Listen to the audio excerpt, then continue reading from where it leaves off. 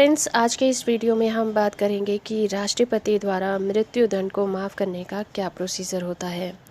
भारतीय संविधान ने लोगों को बहुत से अधिकार दिए गए हैं और उनके लिए कुछ कर्तव्य भी बनाए गए हैं। जब कुछ लोग दूसरे लोगों के अधिकारों को छीनने की कोशिश करते हैं तो उनके लिए संविधान में दंड का प्रोविज़न भी किया गया है। ये दंड मृत्यु दंड से लेकर आजीवन कारावास या फिर कुछ सालों की सज़ा के रूप में हो सकता है। तो आज की इस वीडियो में हम बात करेंगे कि भारत के राष्ट्रपति द्वारा फांसी की सज़ा या मृत्यु दंड को माफ़ करने का क्या प्रोसीजर है। जानेंगे, शुरू से आखिर तक जुड़े रहिए इस वीडियो के साथ। हमारे भारतीय संविधान के अंदर आर्टिकल 72 में हमारे राष्ट्रपति को उन व्यक्तियों को क्षमा करने की शक्ति दी गई है जो कि कुछ अपराधों के लिए दोषी पाए जाते हैं, जैसे कि कोई जघन्य अपराध के लिए उन्हें मृत्यु दंड मिला हो, या फिर सैन्य न्यायालय द्वारा कोई दंड दिया गया हो, या फिर किसी अपराध के लिए उन्हें दंड दिया गया हो। राष्ट्रपति सजा को माफ़ कर सकता है। इस प्रोविज़न में राष्ट्रपति आरोपी को आरोपों से मुक्त कर देता है या फिर सज़ा को कम कर सकता है। इसमें राष्ट्रपति सज़ा को कम कर देता है, जैसे कि मृत्यु दंड की सज़ा हुई हो तो उसे आजीवन कारावास में बदल देता है। इसके अलावा दंड की अवधि का रिमिशन भी कर देता है। इसमें राष्ट्रपति दंड की प्रकृति में परिवर्तन किए बिना उसकी अवधि को कम कर देता है, जैसे कि 5 साल के कठोर कारावास को 2 साल का कर सकता है, या फिर सजा पर विराम लगा देना। राष्ट्रपति को ये अधिकार होता है कि जिस अपराधी को मेन सजा मिली है वो कुछ स्पेशल कंडीशन में, जैसे कि शारीरिक अपंगता है, गर्भावस्था है, उसके दौरान उसकी सजा पर रोक लगाई जा सकती है। राष्ट्रपति किसी दंड का सस्पेंशन भी कर सकता है ताकि व्यक्ति क्षमा याचिका के लिए अपील भी कर सके। चलिए अब बात करते हैं कि भारत में मृत्यु दंड देने का क्या प्रोसीजर होता है। भारत में ऐसे बहुत ही कम मामले होते हैं जिसमें कि मृत्यु दंड की सज़ा दी जाती है। सेशन कोर्ट में जब मुकदमे की सुनवाई होती है तो सेशन जज को फैसले में ये लिखना पड़ता है कि मामले को दुर्लभतम यानी कि रेयरेस्ट ऑफ द रेयर क्यों माना जा रहा है। सेशन जज द्वारा दी गई मृत्यु दंड की सज़ा तब तक वैध नहीं है जब तक कि इसे हाई कोर्ट में मंजूरी न मिल जाए। भारतीय संविधान के अंतर्गत ये व्यवस्था है कि किसी भी अपराधी के साथ किसी भी दशा में अन्याय नहीं होना चाहिए। इसी कारण से यदि किसी व्यक्ति को निचली अदालत में सज़ा सुनाई गई है तो उस अपराधी को यह अधिकार दिया गया है कि वो व्यक्ति ऊपरी कोर्ट में जा सकता है, यानी कि वो राज्य के हाई कोर्ट में अपील कर सकता है, और अगर वहाँ भी उसे ऐसा लगता है कि उसके साथ न्याय नहीं हुआ है तो वो सर्वोच्च न्यायालय यानी कि सुप्रीम कोर्ट में अपनी शरण ले सकता है। लेकिन अगर सुप्रीम कोर्ट ने सज़ा सुना दी है और वो फाइनल ही रहेगी।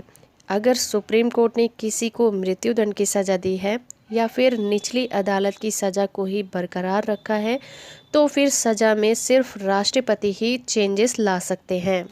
इसके लिए जब किसी मामले में किसी अपराधी को सुप्रीम कोर्ट में कोई राहत नहीं मिलती और उसकी फांसी की सज़ा बरकरार रहती है, या ऐसे कोई मामले जिसमें कि खुद सुप्रीम कोर्ट ने दोषी को फांसी की सज़ा दे दी है, तो वो व्यक्ति सीधे राष्ट्रपति के दफ्तर में अपनी याचिका को लिखित रूप में भेज सकता है।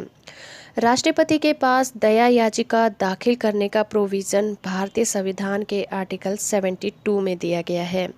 अपराधी अपने राज्य के राज्यपाल को भी दया याचिका भेज सकता है, जबकि राज्यपाल को प्राप्त होने वाली याचिकाएं जो सीधे गृह मंत्रालय को ही भेज दी जाती हैं। लेकिन हमें ये चीज़ ध्यान रखनी होगी कि राज्यपाल के पास इतनी शक्ति नहीं होती कि वो किसी व्यक्ति के मृत्यु दंड की सज़ा को माफ़ कर सके। ऐसी शक्ति सिर्फ राष्ट्रपति के पास ही होती है। राष्ट्रपति ही किसी अपराधी की सज़ा को माफ़ कर सकता है।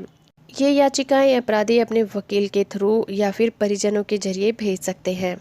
इसके लिए सुप्रीम कोर्ट ने राष्ट्रपति की क्षमादान शक्ति के लिए कुछ गाइडलाइंस भी जारी की हैं, जिसमें कि सबसे पहले है दया की याचिका करने वाले व्यक्ति को राष्ट्रपति से मौखिक सुनवाई का अधिकार नहीं है।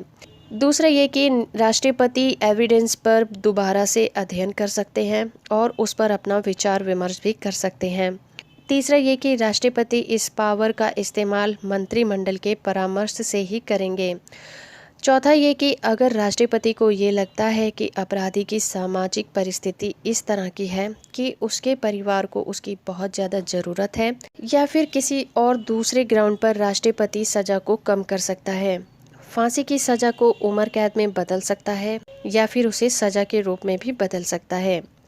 पांचवा ये कि राष्ट्रपति को अपनी पावर का इस्तेमाल करने के लिए सुप्रीम कोर्ट के किसी भी निर्देश का पालन करना जरूरी नहीं है और राष्ट्रपति के इस निर्णय की कोई भी न्यायिक समीक्षा भी नहीं की जा सकती। छठा ये कि एक बार जब राष्ट्रपति दया याचिका को रद्द कर देते हैं तो दूसरी याचिका को दायर नहीं किया जा सकता।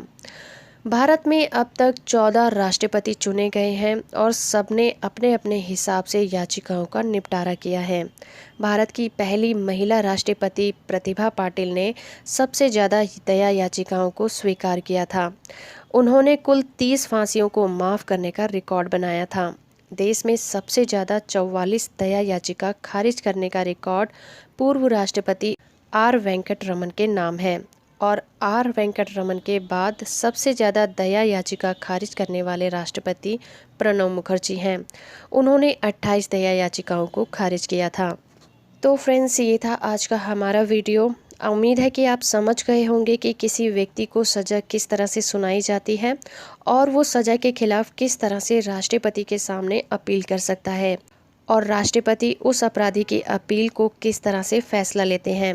उम्मीद करती हूँ आपको ये वीडियो पसंद आया होगा। अगर आपको ये वीडियो अच्छा लगा है तो आप इसे लाइक करिए, शेयर करिए और अगर अभी तक आपने मेरे चैनल को सब्सक्राइब नहीं किया है तो सब्सक्राइब कर लीजिए और साथ में दिए गए बेल आइकन को भी ज़रूर प्रेस करिए, क्योंकि जब भी मैं कोई वीडियो अपलोड करूँगी आपको उसके नोटिफिकेशन सबसे पहले मिलेंगे। तो फ्रेंड्स, आज के लिए इतना ही। मिलते हैं अपनी नेक्स्ट वीडियो में। तब तक के लिए थैंक यू वेरी मच।